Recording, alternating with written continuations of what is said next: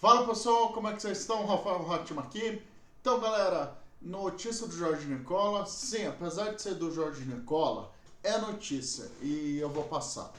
A notícia que ele diz no seu blog é que o Tite recomendou como seu sucessor, deu uma recomendação, parece que para um dos representantes da CBF, dirigentes. E a recomendação dele foi de Cuca. E olhando para algum lado, vai ter treta, essa recomendação do Tite, mas olhando, faz total sentido hoje o Cuca ser recomendado. Vamos observar alguns pontos. O Cuca, quando começou a carreira, ele começou a carreira explodindo no Goiás. Ele assumiu o Goiás. Em 2003, o Goiás numa situação muito ruim, conseguiu reerguer o Goiás de tal maneira que o Goiás terminou bem no Brasileiro 2003. Dentre os jogadores estava o Arley, estava o Dimba, tinha o Araújo ainda, se não me engano, o Araújo ainda estava no Goiás, tinha o Grafite, que estava jogando muito, o Danilo, o Josué, o Fabão. Ou seja, a leva que o São Paulo levou para a Libertadores de 2005, né, esses jogadores para 2004 e 2005, quem levou para o São Paulo algum deles foi o Cuca. O Cuca levou o Danilo para lá, levou o Fabão para lá, levou o Grafite para lá, porque ele foi treinar o São Paulo em 2004. O São Paulo tinha o objetivo em 2004 ganhar a Libertadores. Chegou a semifinal, foi eliminado no último minuto para 11 caras com esses jogadores. A eliminação foi muito sentida. O São Paulo veio a ser campeão depois.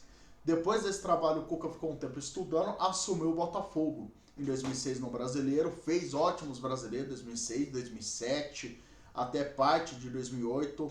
Vamos lembrar também que o Botafogo, esse período, estava recém-promovido da Série A fazia uns anos. O Cuca conseguiu dar um equilíbrio, chegou a duas semifinais de Copa do Brasil, perdeu para o Figueirense em 2007 e para o Corinthians em 2008.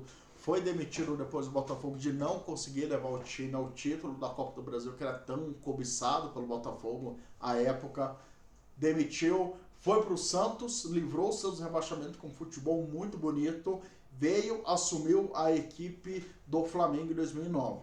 Ganhou o Carioca, foi demitido logo depois, assumiu o Fluminense fazendo um milagre, tirando o Fluminense do rebaixamento daquela edição. O Fluminense tinha 99% de chance de cair, pegou esses 1% e conseguiu fugir.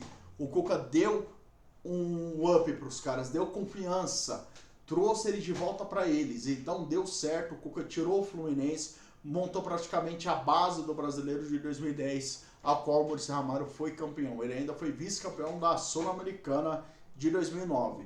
Temos que ainda que ele assumiu o Cruzeiro em 2010, fez um trabalho muito bom, terminando como vice-colocado do Brasileiro 2010, terceiro colocado, foi demitido, assumiu o Galo. E a partir do Atlético Mineiro ele foi por cima. Assumindo o Atlético Mineiro, ele ficou o ano, o Rádio de 2011, tomou uma goleada do Cruzeiro de 6-1 na última rodada, que fez o Atlético Paranaense rebaixar. Veio o ano de 2012, trouxe peça ou outra, foi vice-campeão brasileiro. Mas 2003 já começou bem. Ganhou a Libertadores. Foi campeão. O Galo ganhou finalmente a Libertadores com o Cuca num futebol. E naquele grito da torcida, eu acredito. O Galo conseguiu fazer viradas incríveis.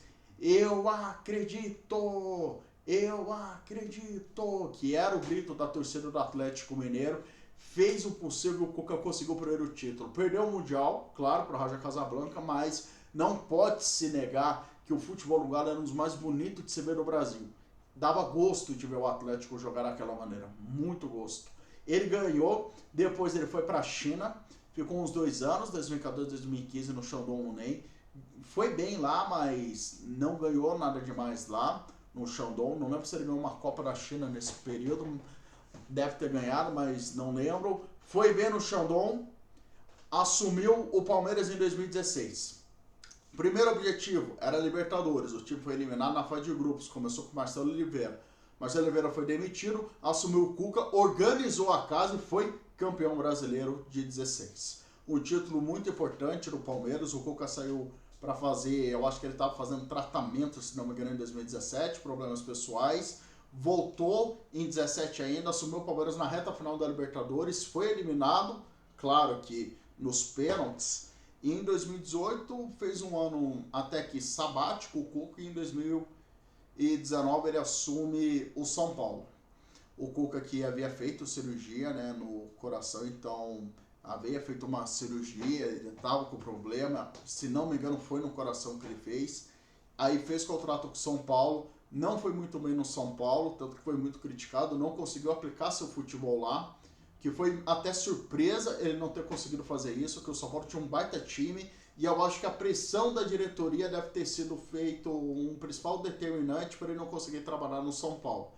Assume o Santos em 2020, e ele consegue fazer quase que impossível. Levou o Santos à final da Libertadores, foi vice-campeão, mas levou essa equipe à final. Perdeu nos últimos detalhes o título, o tetra do Santos, nos últimos detalhes. Ele conseguiu eliminar o Grêmio do Renato Gaúcho, conseguiu eliminar outras equipes, o Boca Juniors também. O Santos conseguiu ter um futebol muito legal. Desde a saída do São Paulo, ele foi o melhor treinador que passou no Santos. Ele conseguiu fazer um trabalho tão fantástico no Santos que o Atlético Mineiro lhe chamou em 2021. E vamos falar? Parabéns ao Cuca, que em 2021 conseguiu fazer o que o São Paulo não fez em 2020.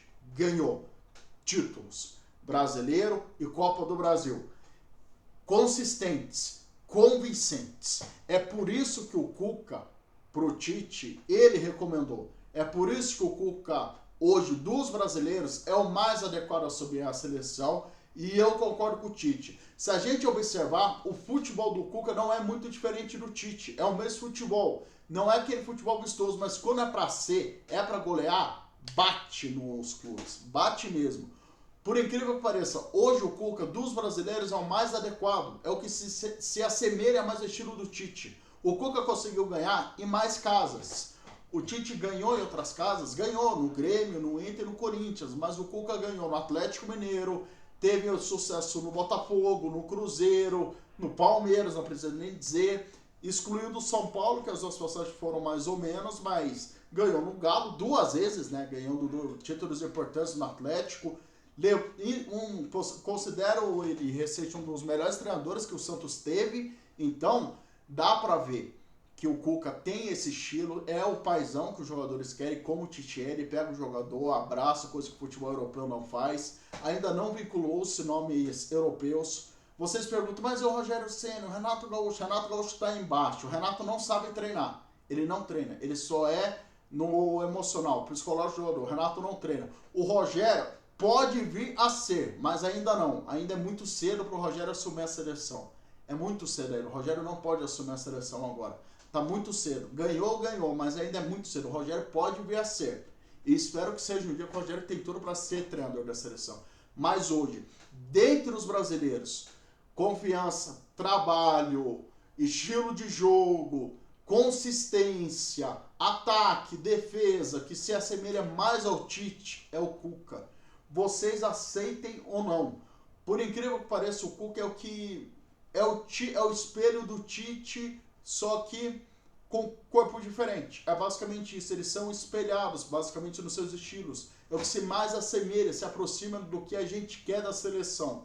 O Parreira tem um estilo muito assemelhado com o do Felipão. Eles são os estilos assemelhados, senão não teriam ganhando Copas do Mundo, tanto o Parreira e o Felipão.